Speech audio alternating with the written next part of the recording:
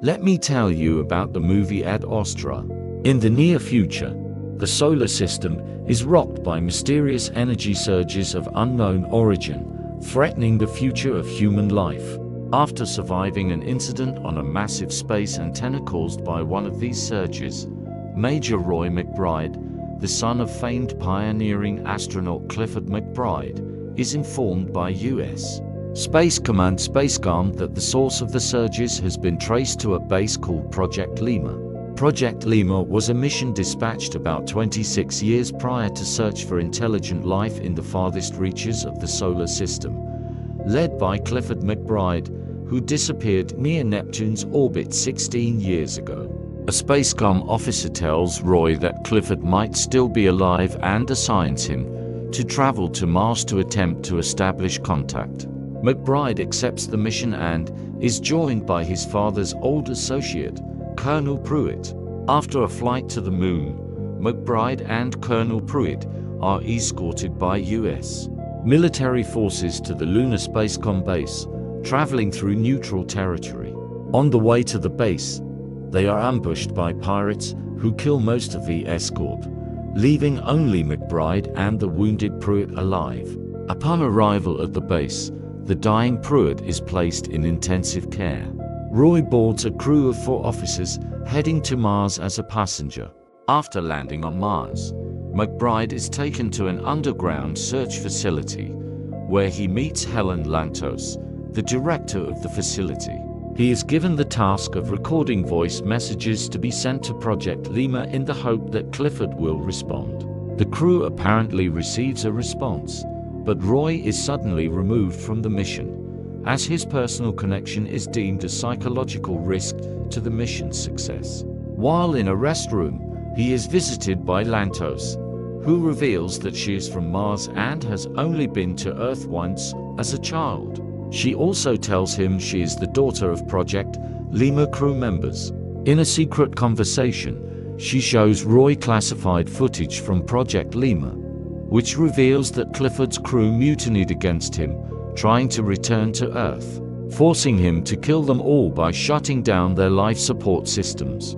Her parents were among the killed crew members. She also informs him that the crew that brought him to Mars will soon depart for the Project Lima base with the intent to destroy it using a nuclear warhead. The two decide that Roy is the only one who should confront Clifford. Helen helps Roy escape the base as the rocket is launching, and he manages to board it.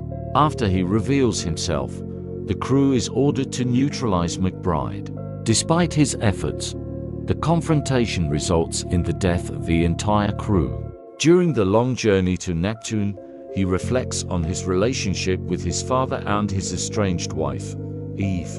The isolation and stress take a toll on his mental state, but after several weeks, he arrives at Project Lima. Approaching the base in a small module, an energy surge hits the ship, damaging the module and forcing Roy to enter the base through open space. He discovers the base is almost deserted, with most of its crew dead. He sets up the nuclear weapon and finally meets his father. Clifford McBride, now the sole survivor on the base, explains to his son that the cause of the surges is the ship's faulty antimatter power source, which was damaged during the mutiny and which he could not repair. Clifford also reveals that he continued working on the project all these years, refusing to lose faith in the possibility of other intelligent life. Despite his father's protests, Roy prepares to return to his ship with Clifford, who ultimately uses his suit's thrusters to propel himself into deep space, refusing to return to Earth. Roy tries to save him, but Clifford refuses help, leaving a distraught Roy to watch as his father drifts away into orbit around Neptune. Alone, Roy manages to return to his ship, breaking Neptune's orbit. Without enough fuel to return, he uses the shockwave from the nuclear explosion to propel his ship toward home. Discovering that the Project Lima data conclusively shows that humans are the only intelligent life in the universe, McBride realizes he has a new desire: to reunite with those closest to him. He returns to Earth and, apparently, is soon reunited with his wife. If you don't want to miss the next movie, then subscribe to the channel, like this video, and write in the comments which movie you would like to see next.